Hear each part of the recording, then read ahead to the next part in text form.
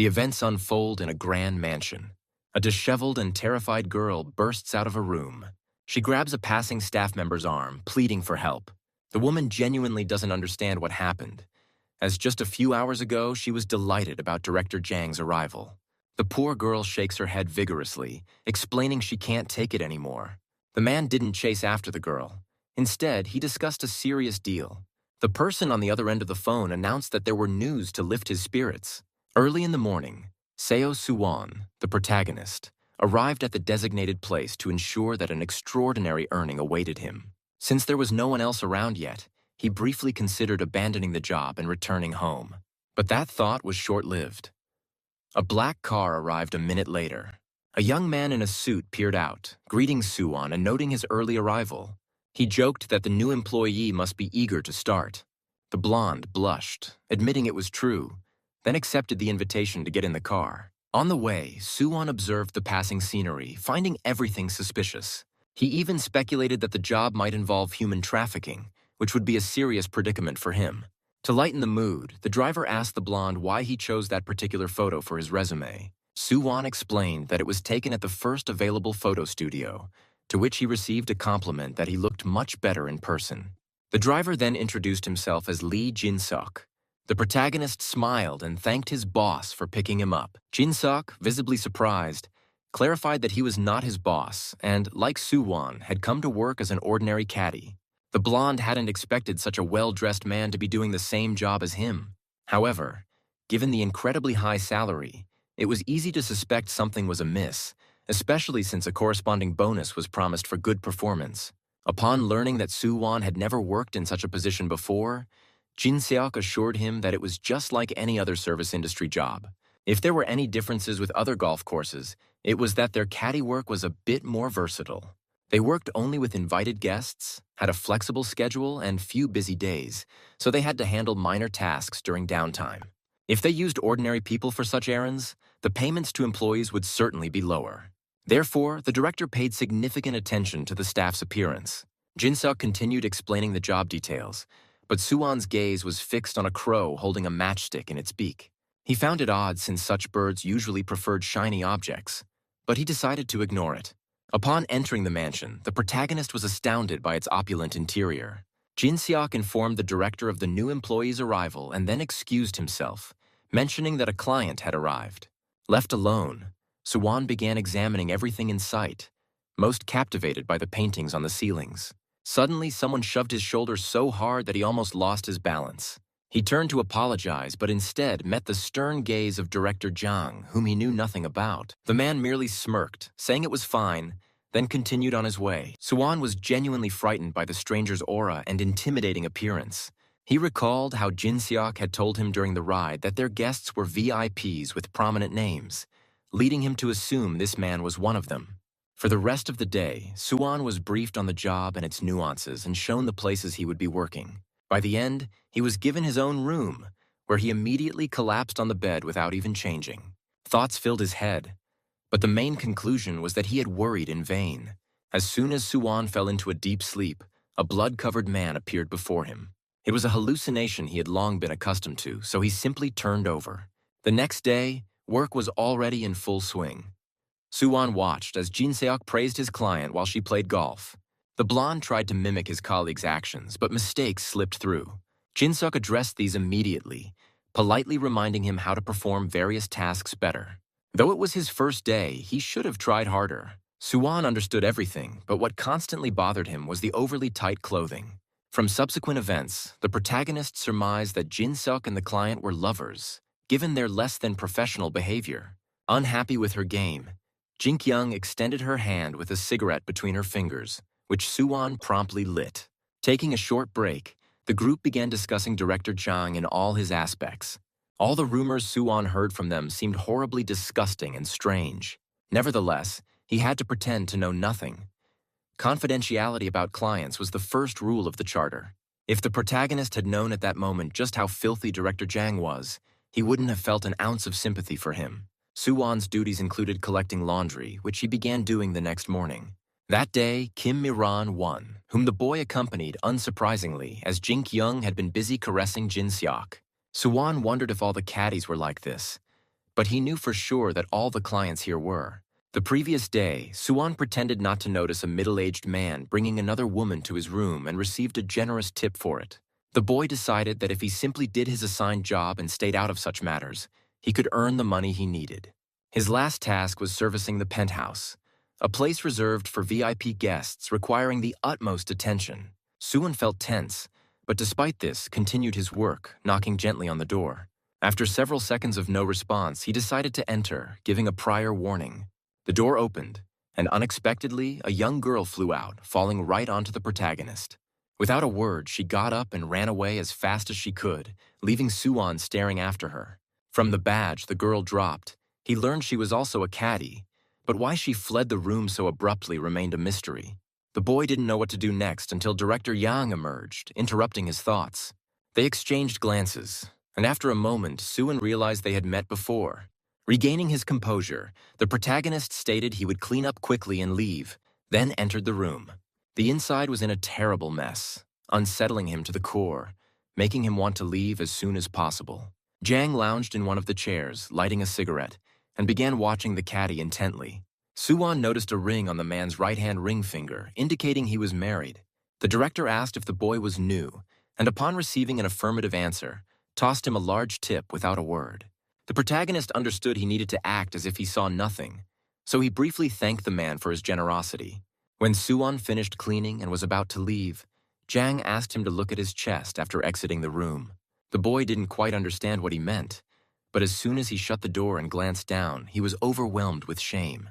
Through the thin uniform, it was evident how much he had sweated, along with other body details.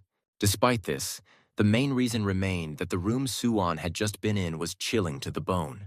In the evening, after finishing his work and having some free time, the first thing he did was go to a phone booth to call home. The conversation was unpleasant because his uncle started by accusing him of not answering calls.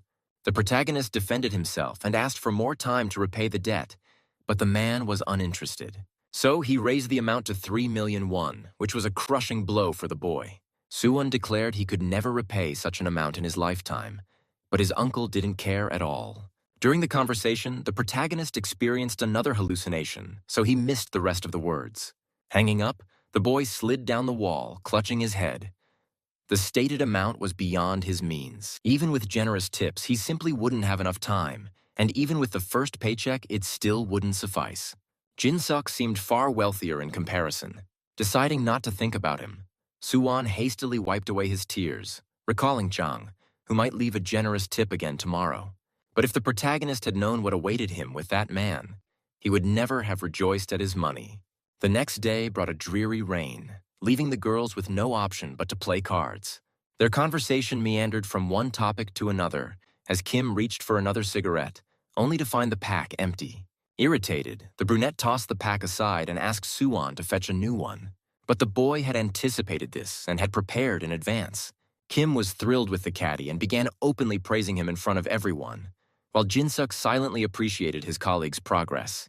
Reaching out, the girl kissed him on the cheek and handed him a substantial tip.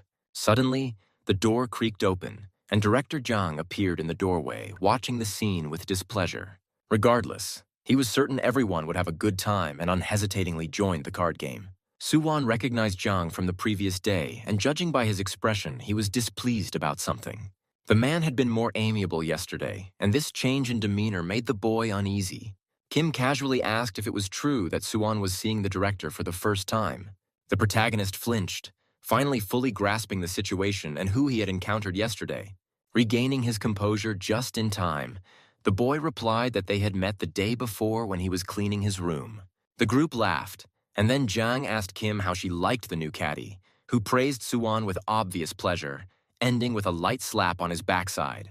The boy blushed scarlet with embarrassment, especially under the man's gaze, which seemed to hold both disdain and a smirk. Suwon disliked being ridiculed. He wasn't like Jin-suk and typically wouldn't tolerate such things. If he, like the others, had been wealthy from the start, the treatment would undoubtedly be different.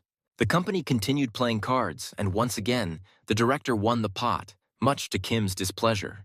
She asked Suwon to gather all the matches scattered across the table. Each one represented 1 million won, and there were 52 in total. In just 10 minutes, Yang had amassed 52 million won, and the protagonist couldn't help but feel a twinge of envy. The man noticed, watching the caddy collect the matches, and mockingly asked if he was coveting them. Seo-won was caught off guard, stammering that he couldn't even dream of such money. He almost apologized, but Yang interrupted, explaining that greed shouldn't be hidden, adding that he himself was an even greedier man. The boy fell silent, realizing the director easily understood the feelings of someone as ordinary as him. Seo-won even began to think that the man wasn't as intimidating as he first seemed. Suddenly, Jang poured a glass of whiskey and offered it to the caddy, suggesting he trade one match for one glass. With trembling hands, the protagonist grasped the glass and drank it in one gulp. The burning sensation was so intense that he coughed and fell to his knees. As he struggled to recover, Yang, without a word, poured the entire bottle of whiskey over his head. Then he declared that this time, for one glass, he would give 5 matches. The company erupted in laughter at the scene, and Seo-won felt immense shame, not knowing where to hide. The protagonist didn't remember how he passed out, but he soon woke from a terrible dream, accompanied by a headache and dry mouth. He opened his eyes to see Jang sitting on him, and before he could ask a question, the man thrust his own ID card in his face. With a mocking tone, he stated that he knew the ID was fake. However, the higher-ups had turned a blind eye, expecting the boy to find some use. Seo-won continued to feign ignorance, and then Jang proposed investigating the theft of money, which would reveal the whole truth. Naturally, the protagonist didn't want such an outcome, so the man had another proposal: repayment with his own body. Such a proposition was unacceptable for Seo-won. However, when Jang mentioned the sum of 5 million won for each night spent with him, the boy began to reconsider. 4 nights would yield him 20 million won, and considering this could continue until the end of winter, it was an unimaginable amount of money. The director left the promised tips on the bedside table and gave the caddy 3 days to think it over. He also stated that during this time, Seo-won could simply take the money and run away to wherever he wished. Furthermore, the man allowed him to sleep in his bed, while he would stay in a distant room. But if Seo-won decided sooner, he could come to him without any issues. Once the director disappeared behind the door, the boy hastily grabbed his belongings and rushed out, only to bump into an unfamiliar caddy. In his hurry, he didn't notice he had dropped his ID card. All he wanted was to flee as far away from this nightmare as possible. Stopping by one of the rooms, Seo-won was startled to hear a girl's scream from behind the door, begging for the torment to stop and to be left alone. He finally understood the true nature of Director Jang and decided not to linger in the penthouse any longer. Running through the pouring rain, the boy headed to the spot where he had hidden his previously earned money. Finding a rock, Seo-won used it as a tool to dig up his stash. By combining all the money he had earned and fleeing, he could escape from this dreadful fate. However, the protagonist decided to think a bit longer. After all, he still had 3 days left. Although the director had said he could run, it was still unknown what he was truly capable of. Seo-won needed to stuff his pockets as quickly as possible and hide on some small island if he was lucky. The next day, while performing his caddy duties, the boy appeared somewhat dejected, which Kim immediately noticed. Not only Kim, everyone else noticed too and knew that the boy had spent the previous night with the director, so they began openly discussing it. In the end, it didn't interest them much, and Kim, changing the subject, handed Seo-won a tip, asking him to fetch a new pack of cigarettes. However, the boy didn't need to, as he had prepared for this in advance. Pulling a pack from his pocket, he handed it to the girl. Seeing how diligently the caddy performed his work, Kim pulled out several large bills from her wallet, but instead of handing them to him, she tucked them into his waistband, praising him. The protagonist smiled modestly at this gesture, telling himself that it was just a little longer to endure. In 2 days, a minibus would be departing for the employees, presenting an excellent opportunity to escape from the penthouse.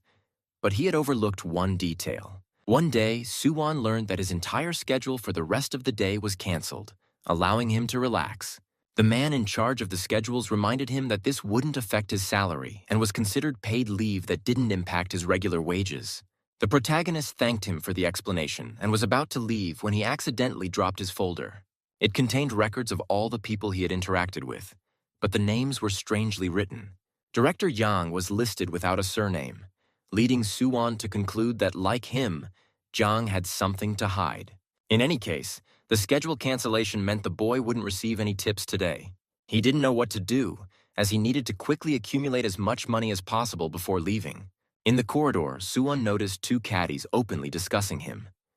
He couldn't hear exactly what they were saying, but it was clear they were talking about seeing him in Director Jang's room.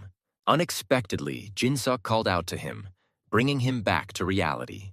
The protagonist hoped he wouldn't be summoned for entertainment, but instead, his colleague invited him to room 420, where a VIP meeting was taking place. According to Jin-seok, it was a unique opportunity to hit the jackpot with tips, and Suwon had no choice but to agree.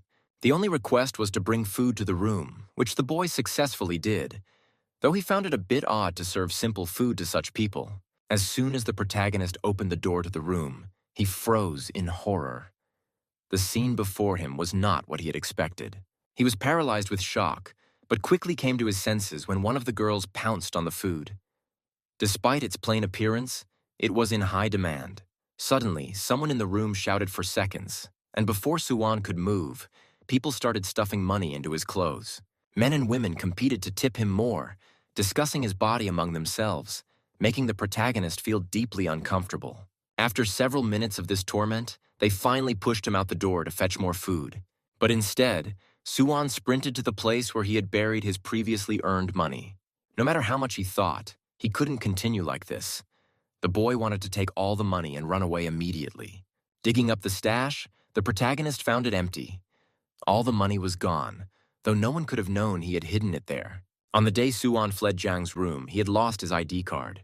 The colleague who found it hadn't returned it, likely guessing about the money hidden in the blanket.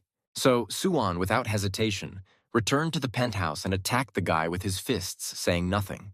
A fight broke out in the corridor in front of everyone, with one caddy relentlessly accusing the other, who kept defending himself, claiming ignorance. However, the fight didn't last long. Security guards seized the protagonist and led him away. Suwon felt nothing but bitterness. All the money he had painstakingly collected had vanished. After being released, the boy's first action was to wash up, contemplating how miserable his life had become. A house built on a steep slope had marked the beginning of all his troubles. As in any dysfunctional family, whenever his father was drunk, he would grab his son and mother and beat them mercilessly. In the alcohol-reeking shack, there was no hope of rescue, all because of money, which is why the protagonist was always so greedy for it. Changing into clean clothes, Suwon returned to room 420 where he found Jang. The man invited him in, immediately asking what business brought him there. Swallowing loudly, Suwon quickly approached the chair and fell to his knees before the director, staring at him with a desperate look. Seeing his tear-streaked eyes, Jang asked why he had been crying. Suwon, struggling for words, explained that all his money had vanished. As expected, the man showed not the slightest bit of sympathy, instead asking why the boy came to him instead of dying. He could see from Suwon's eyes that he couldn't survive without those pathetic scraps of paper, so he asked again while the boy was still unable to respond. Moreover, the 3-day grace period had already passed, so Jang stopped showing any courtesy to the caddy. Grabbing one of the boys sitting near the chair, Yang led him to the balcony, asking Suwon if he knew what was happening to the guests. Without waiting for a reply, he explained that they had all consumed special stimulants, leaving them in constant seizures. The innocent boy was pushed off the balcony, and the protagonist, fearing for him, rushed to see what had happened. The boy was alive, but now Suwon had to worry about his own life. Jang had deliberately tripped him, causing him to fall painfully to the floor. What happened next would haunt the protagonist in his nightmares, yet he received the promised money for it. The next day, a doctor arrived to check on Suwon and ensure he was all right. Jang had summoned him, not wanting his toy to unexpectedly be unable to perform its functions. After the doctor left, Jang received a call about Suwon. His superior was pleased to hear that the employee was providing satisfactory service. He also promised to completely clear Suwon's schedule, allowing Jang to use the boy as he pleased. The previous night, the superior had personally visited Suwon's room, telling him not to worry about the schedule and to focus on an important client. As a result, Suwon moved from a small shack without a window to an excellent room next to Director Jang's suite. Left alone, Suwon collapsed onto the bed, exhausted, pondering what kind of person Jang truly was. He knew nothing about him except that he hosted numerous guests and managed large-scale trades. Suddenly, the man returned to the room, startling the protagonist.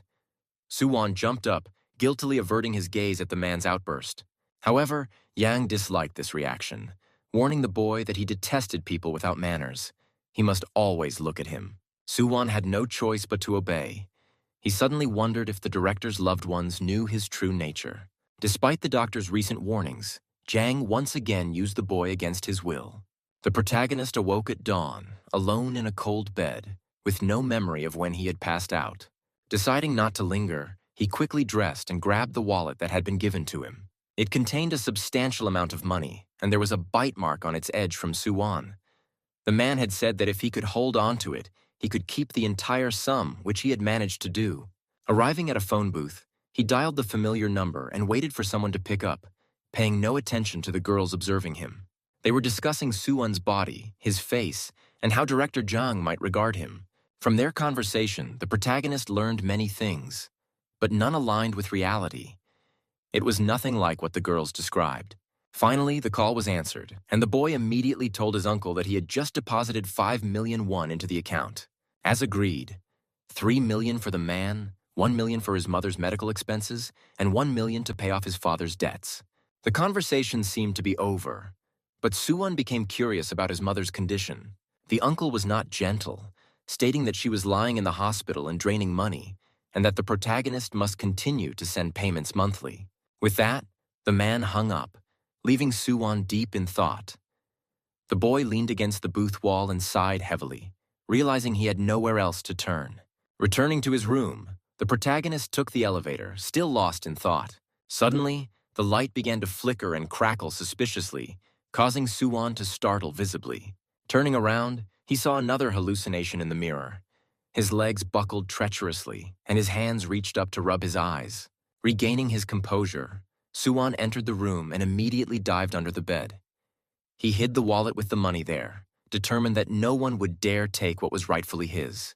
The boy had to protect at least this, and his mind was consumed with one word: money. After some time, a Caddie girl peeked into the room with a food delivery. Taking the food, Soo-won watched her leave, wondering why Jang had chosen him when the golf club was filled with similar individuals. Following the room service, the director himself arrived, and the protagonist tried to be as respectful as possible. But the man simply stripped off his clothes and, before heading to the shower, asked the boy to prepare for his return. Once he was done with the shower, Yang started eating, leaving Soo-won to watch. However, he didn't stand idle for long. Soon, the man called the Caddie over, forcing him to cater to his every whim. After yet another encounter, the protagonist felt despondent but continued to fulfill his duties, as money was money. While standing at the reception waiting for a check-in, a girl suddenly approached him. A new trainee Caddie, introducing herself as Lee Hye-won. Jin-suk had warned him earlier about the incoming trainee, but Soo-won had no objections since he only needed to keep an eye on her just in case. Soon, they both arrived at the gathering spot for clients. Director Jang and Supervisor Kim met their accompanying caddies and then headed to the golf course. The game was in full swing, with the men competing fiercely, and Kim, noticing he was losing, asked his caddy to demonstrate the correct way to play and win. Hye-won, seeing how the man was getting handsy with her colleague, was both shocked and embarrassed by such behavior. Understanding her feelings, Soo-won asked the girl to prepare and bring drinks for the guests. Hye-won nodded in agreement and was about to leave when Kim intercepted her, groping and showering her with compliments. The girl, frightened, thanked him with a trembling voice and hurried away. Even Soo-won was shaken by such behavior. A second later, he saw Jang's disapproving look, clearly indicating that the boy was handling his job poorly. Suddenly, the man's phone rang, allowing them to avoid an awkward pause in conversation. The game soon resumed and lasted until the evening. Kim, visibly tired, suggested continuing their heartfelt discussions over a drink after such a productive workout. Jang declined, stating he had another appointment, which meant only one thing for Soo-won. He would spend the rest of the day in peace. However, the protagonist wasn't sure if he should be truly happy about this, as it would be better to get the money quickly, gather the needed amount, and leave. In any case, since today's session had ended, it meant Jang would finally meet with the owner of the ring identical to his own. Finishing the remaining tasks, Soo-won walked down the corridor, not expecting to see the director waiting for him. The man ordered him to follow, and soon they found themselves in a rather beautiful restaurant, greeted by a waitress. The entire way, the protagonist remained silent, mentally speculating about Jang's wife. Perhaps she was as selfish as the other club visitors. Or maybe she was a chaebol heiress, raised in love and understanding, unaware of this side of her husband. In any case, there must be a reason why the man had brought Suwon here, so the boy needed to stay vigilant. After dinner, Yang, as expected, took the boy to his room to satisfy his needs once again. When it was over, he ordered Suwon to clean himself up, warning that he would send someone to him. He needed to dress neatly to avoid looking as disheveled as he had in the restaurant, where he had attracted unwanted attention. The protagonist felt increasingly weighed down by the director's constant anger. Today, the man was displeased again, leaving without giving him any money. Unexpectedly, there was a knock on the door, and Suwon rushed to open it. As promised, a man arrived, carrying a small safe. The boy didn't understand what was happening, but once he took the safe into the room and opened it, everything became clear. At the bottom of the safe lay several million won. During their physical encounters, Yang had mentioned he had already paid Suwon enough, but for his excellent service, he was willing to pay much more. The protagonist's mind kept urging him to take all the money, jump out of the window, and flee. But even with such a large sum, he couldn't fill the void. Not his own, but Jang's. The next day, Suwon went to the store, where he bought some food and sent money to his uncle through an ATM. At the checkout, he ran into a girl he had accompanied before, and seeing how she was holding up the line due to her mistake, he paid for her as well. She wanted to thank her colleague, but the boy didn't want to talk to anyone, so he brushed her off, saying he had a meeting with a client, and then hurried away, disappearing from sight. Soon, Suwon started his work, serving drinks while the clients were engrossed in a board game. The girl, noticing the bruises on the Caddie's neck, seemed to mock him and Jang by openly discussing their time together in front of everyone. She also mentioned that the man had been worried about him in recent days, which noticeably surprised Suwon. Jang didn't want to sit and listen to the discussion any longer, so he decided to leave first. His Caddie followed him, and soon they were both silently riding the elevator to the desired floor. Deciding to start a conversation, the man asked Suwon how someone with such an innocent face could beat up a person. The protagonist expected any question but this one, and before he could respond, Jang explained that he had personally dealt with the incident to avoid unnecessary fuss. However, he was still curious why Suwon had hit him, and the Caddie explained that the boy had stolen his money. Initially, Jang didn't believe him, asking a few more questions, but then he eventually agreed that the boy was telling the truth. The protagonist couldn't stop marveling at how this man behaved. Yesterday, he was tormenting him, and today, he was concerned. Entering the room, the man stepped on a cream bun that Suwon had bought that morning. It turned into mush. Jang was both surprised and displeased that despite the money the Caddie earned, he couldn't afford proper food. The director even suggested that the boy had spent his money on a hidden gigolo, which made Suwon laugh uncontrollably. However, his laughter didn't last long. The man sat down on the couch and then gave the usual commands, and the boy had no choice but to obey.